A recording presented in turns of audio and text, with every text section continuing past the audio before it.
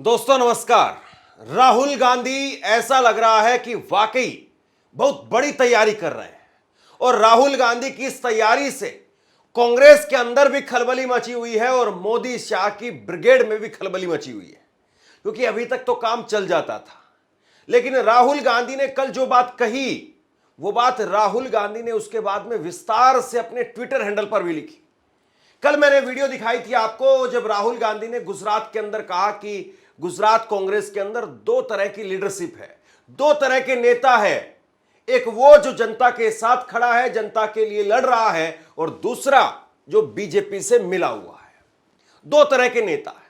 और उसके बाद में धड़ाधड़ धड़ाधड़ धड़ाधड़ एक एक करके लोग जो है वो कमेंट करने लगे, लिखने लगे।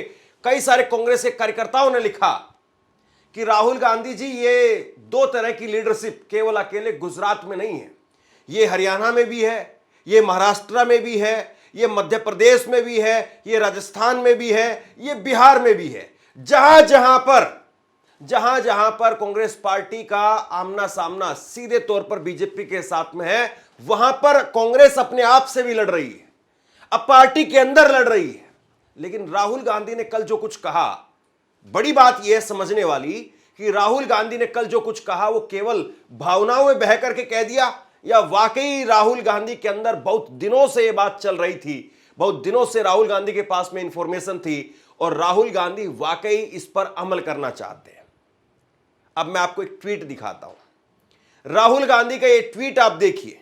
राहुल गांधी ने ना केवल बाकायदा वो वीडियो का वो हिस्सा जिसमें वो कह रहे हैं कि आधे बीजेपी से मिले हुए, वो हिस्सा ट्वीट भी किया और उसके साथ में लंबी चौड़ी अपनी बात रखी। यानी अब पूरी तरह से साफ हो जाता है कि राहुल गांधी ने जो कुछ कहा था मंच से खड़े होकर के, वो केवल भावनात्मक तौर पर या गुस्से में आकर के या फिर किसी और वजह से नहीं कहा था, बल्कि वो अमल करना चाहते हैं। क्योंकि अगर वो बात राहुल गांधी ने वहां पर कही और उस बात को अगर वो दोबारा कह रहे हैं, तो इसका मतलब ये है कि हां, अंदर खाने राहुल गांधी इस बात को मान गए हैं। देखिए राहुल ने क्या कहा, लंबा चौड़ा ट्वीट क्या कहा है, मैं पूरा पढ़ करके आपको सुनाता हूं, आप समझने की कोशिश करिए। कांग्रेस पार्टी को मूल नेतृत्व गुजरात ने दिया, जिसने हमें सोचने, लड़ने और जीने का तरीका सिखाया। गांधी जी के बिना कांग्रेस पार्टी देश को आजादी नहीं दिलवा पाती और गुजरात के बिना गांधी जी नहीं होते। उनके एक कदम पीछे गुजरात ने हमें सरदार पटेल जी को दिया। आज वहीं गुजरात रास्ता ढूंढ रहा है। यहां के छोटे व्यापारी, उद्यमी, किसान सब संकट में हैं। डायमंड, टेक्सटाइल, सिरेमिक इंडस्ट्रीज बर्बाद हो रही है। गुजरात के लोग कह रहे हैं कि हमें नया विजन चाहिए, क्योंकि जो विजन 20-25 साल से चल रहा है वो पूरी तरह से फेल हो चुका है। गुजरात नया विकल्प चाह रहा है, लेकिन कांग्रेस पार्टी उसे दिशा नहीं दिखा पा रही है। पर यह सच्चाई है और इसे कहने में मुझे कोई शर्म नहीं है, डर नहीं है। हमें कांग्रेस की उस विचारधारा पर लौटना होगा जो गुजरात की विचारधारा है, जो गांधी जी और सरदार पटेल जी ने हमें सिखाई है। हमें जनता के बीच में जाना होगा, उनकी बातें सुननी होगी।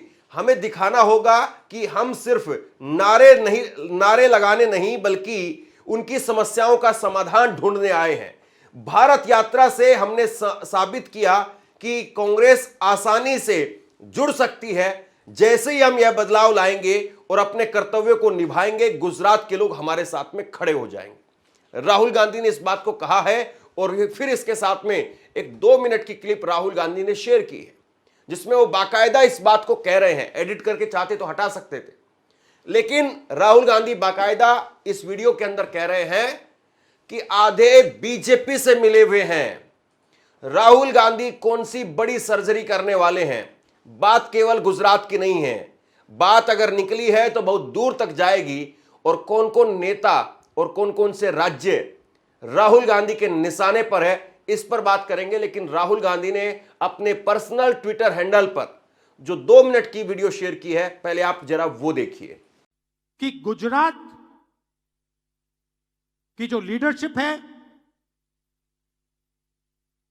गुजरात के जो कार्यकर्ता हैं, गुजरात के जो डिस्ट्रिक्ट प्रेसिडेंट्स हैं, ब्लॉक प्रेसिडेंट्स हैं, उसमें दो तरीके के लोग हैं। डिवीजन है, डिवीजन है। अभी यहां पे बैठे हुए हैं सब लोग, मगर दो टाइप के हैं।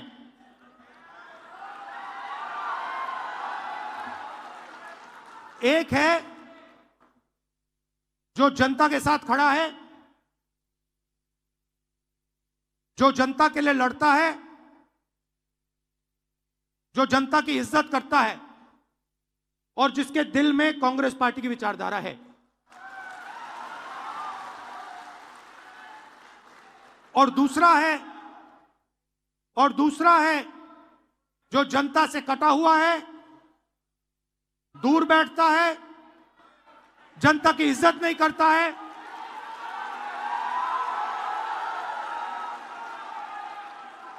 और उसमें से आधे बीजेपी से मिले हैं।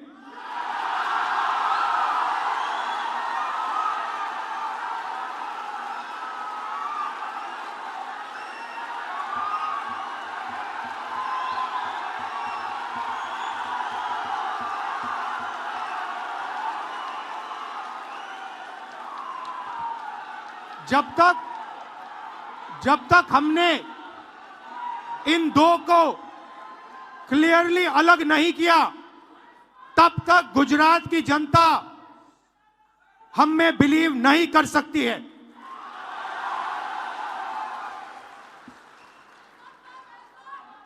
अब बड़ी बात यह है कि क्या राहुल गांधी वाकई इन सारे नेताओं को निकाल देंगे, और क्या वाकई अगर इन सारे नेताओं को निकाल देंगे तो कांग्रेस खाली तो नहीं हो जाएगी?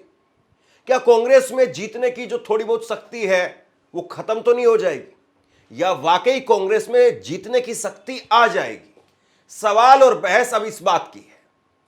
देखिए, मैंने 3-4 दिन पहले जब कुमार विश्वास की बेटी की शादी थी, उस वक्त में मैंने खबर दिखाई थी और बताया था कि भाई, चाहे वो जीतू पटवारी हो, चाहे वो गोविंद डोटासरा हो, चाहे कांग्रेस के और कई सारे नेता हों, वो कुमार विश्वास के बेटी की शादी में वहां पर पहुंचे। कुमार विश्वास की बेटी इंपॉर्टेंट नहीं है, कुमार विश्वास इंपॉर्टेंट है। वो आदमी जो राहुल गांधी को पप्पू बताता है, और बाकायदा आज की तारीख में अभी तक जब मैं ये वीडियो रिकॉर्ड कर रहा हूं तब तक भी उसका 2016 में जब वो कहता था कि मैंने राहुल गांधी को पप्पू का नाम दिया है, वो ट्वीट आज भी कुमार विश्वास की टाइमलाइन पर है। भाई, अगर कुमार विश्वास बदल गए होते या राहुल गांधी के लिए उनकी सोच बदल गई होती तो कांग्रेसी कम से कम कुमार विश्वास पर इतना दबाव तो डाल सकते थे, जो उनको अपना अभिन्न मित्र बता रहे हैं वहां जाकर के इतनी बात तो कह सकते थे कि मित्र, मेरे नेता के बारे में जो आपने आप शब्द लिखे हैं उनको आप डिलीट कर दीजिए। या आज भी आप राहुल गांधी को पप्पू मानते हैं, और अगर वो आज भी राहुल गांधी को पप्पू मानते हैं तो कांग्रेसी नेता वहां पर क्या करने जा रहे थे, क्या कर रहे थे कांग्रेस के नेता? और इसमें कोई छुपी हुई बात नहीं है। कांग्रेस में कैसे अलग थलग जो है वो मुद्दों के ऊपर राय दिखाई देती है। किसी मुद्दे पर कांग्रेस का कोई नेता कुछ बोलता है, किसी मुद्दे पर कांग्रेस का कोई नेता कुछ बोलता है। और इसमें बात केवल एक राज्य की नहीं है। कैसे जीता हुआ राज्य वो थाली में सजा करके बीजेपी के हाथ में दे दिया जाता है। राजस्थान क्या किसी से भूल सकते हैं आप?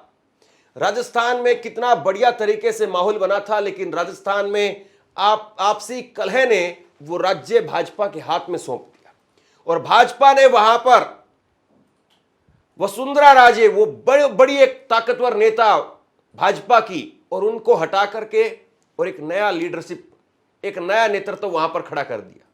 भजनलाल शर्मा, कोई जानता तक नहीं, किसी ने देखा तक नहीं, कोई इंटरव्यू नहीं आया, उस आदमी को मुख्यमंत्री बना दिया, लेकिन कोई चूं तक नहीं बोल पाया। कोई कह सकता है कि तानाशाही का दौर है मोदी के सामने, इसलिए कोई नहीं बोल सकता है, लेकिन ये नेतृत्व का और ये पार्टी के कार्यकर्ताओं नेताओं का अनुसरण भी तो है कि देखिए, कोई बोल नहीं पा रहा है या कोई कह नहीं पा रहा है, और उसके बाद में अभी तक साल बीत गया, 1.5 साल बीत गया, अभी तक कोई बयान तक नहीं कहीं पर। बताइए आप, क्या वसुंधरा राजे इतनी छोटी नेता है? बिल्कुल नहीं है। क्या शिवराज सिंह चौहान इतने छोटे नेता हैं? बिल्कुल नहीं है। लेकिन कैसे उनको एक झटके में रिप्लेस कर दिया गया। रमन सिंह छत्तीसगढ़ के मुख्यमंत्री को जो रिप्लेस किया गया, मैं मानता हूं कि कोई ऐसा नहीं है कि रमन सिंह वहां पर कोई तख्ता पलट वाले नेता थे। उनकी अपनी सीट जो है वो फंस गई थी, वो बड़ी मुश्किल से अपनी सीट पर जो है वो संघर्ष करते हुए दिखाई दे रहे थे, बाद में जीत गए, वो अच्छी बात। लेकिन शिवराज सिंह चौहान और वसुंधरा राजे एक ऐसी मजबूत नेता है जो जमीन पर पकड़ रखते हैं, कार्यकर्ताओं के बीच में पकड़ रखते हैं, लेकिन उसके बावजूद देखिए क्या हुआ। एक तरफ राहुल गांधी है, सरकार आपकी, और उसके बाद में आप सरकार को नहीं बचा पा रहे। कांग्रेस पार्टी है, सरकार में दो नेताओं को एडजस्ट नहीं कर पा रही है, और पूरा राज्य जो हाथ से निकल करके सीधे भाजपा के पास चला गया। और दूसरी तरफ राजस्थान से सटा हुआ हरियाणा देखिए आप, यहां पर तो SRK चला हुआ है, सुरजेवाला, हुड्डा, फिर उसके बाद में सैलजा, ये चला हुआ है वहां पर। किरण चौधरी निकल करके चली गई वहां पर, और बाकी यहां पर लड़ते रह गए। और उसके बाद में देखिए क्या हालत हुई।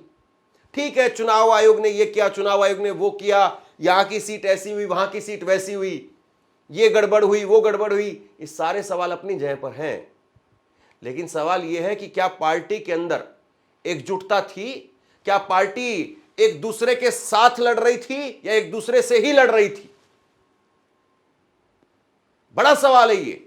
महाराष्ट्र देखिए आप, उसके बाद बिहार देखिए आप। बिहार के अध्यक्ष को लेकर के बहुत सारे लोग कमेंट करते हैं कि भाई अध्यक्ष को ऐसा करिए, अध्यक्ष को वैसा करिए, अध्यक्ष को चलता करिए। बहुत सारी बातें हैं। मध्य प्रदेश में तो पूछे ही मत, मध्य प्रदेश की तो स्थिति पता ही नहीं कैसी है। वहां तो शिवराज सिंह चौहान कोई ऐसे बहुत कट्टर या बहुत पॉपुलर नेता नहीं थे, उसके बावजूद सरकार नहीं बना पाए आप। इतना खराब प्रदर्शन आपका। और एक ट्वीट में आपको दिखाता हूं, विस्तार से एक ट्वीट किया है काशिफ ने। काशिफ जो है वो मध्य प्रदेश कांग्रेस को कवर करते हैं, और जिस सीट का वो हवाला दे रहे हैं उस सीट पर मैं खुद ग्राउंड रिपोर्टिंग करने के लिए गया था। मैंने देखा था वहां पर क्या हालात है। मुझे बताया गया कि भाई यहां पर कांग्रेस पार्टी बुरी तरह से आ रही है, और एक निर्दलीय है वो चुनाव बना रहा है। देखिए, इंफॉर्मेशन हर किसी के पास में है, लेकिन उस इंफॉर्मेशन को आप लेना चाहते हैं या नहीं लेना चाहते, पहली बात तो ये है। और दूसरी बात यह है, इंफॉर्मेशन लेकर के क्या वाकई आप तब्दीली लाना भी चाहते हैं या केवल जुमले में, भाषण में खत्म हो जाएगी, यह भी अपने आप में बड़ी बात है।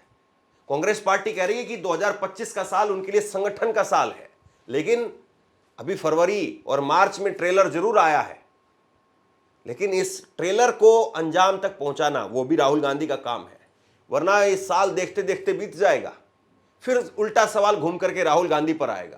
खैर, एक ट्वीट जो है वो किया है काशिफ ने, और लंबा ट्वीट किया है, लेकिन बहुत सारी अंदर की बातें लिखी है, मैं आपके सामने रखता हूं। मध्य प्रदेश में 2023 विधानसभा चुनाव चरम पर था। कांग्रेस की दूसरी लिस्ट आई। इंदौर जिले के मऊ BR अंबेडकर की जन्मस्थली, डॉक्टर भीमराव अंबेडकर साहब की जन्मस्थली विधानसभा सीट से रामकिशोर शुक्ला को टिकट दे दिया गया।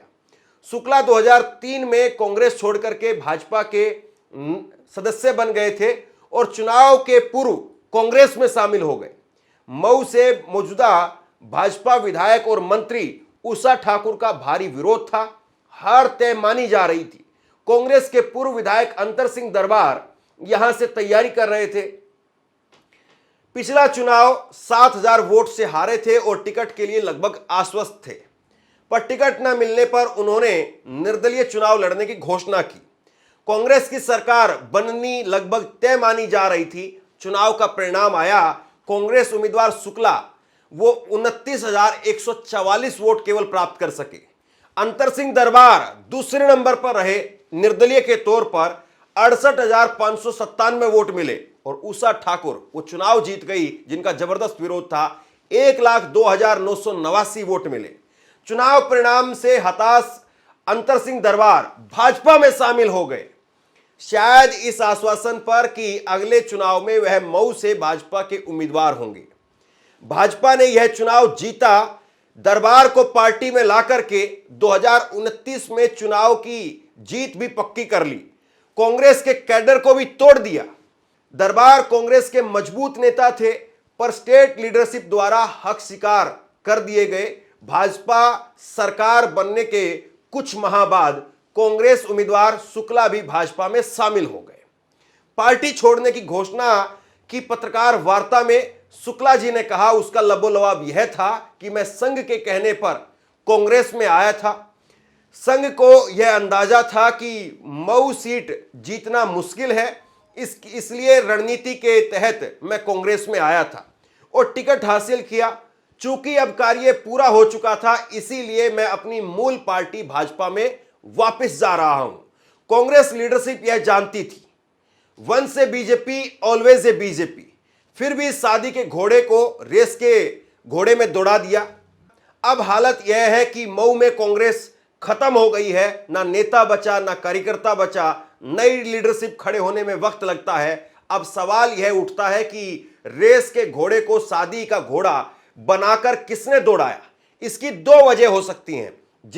जिताऊ कैंडिडेट के बजाय या तो टिकट बांटने का पैमाना पैसा रहा हो, या फिर वह टिकट संघ के कहने पर दिया गया हो, जिनकी बात आज राहुल गांधी ने गुजरात में की कि पार्टी में भाजपा के लोग भरे हैं।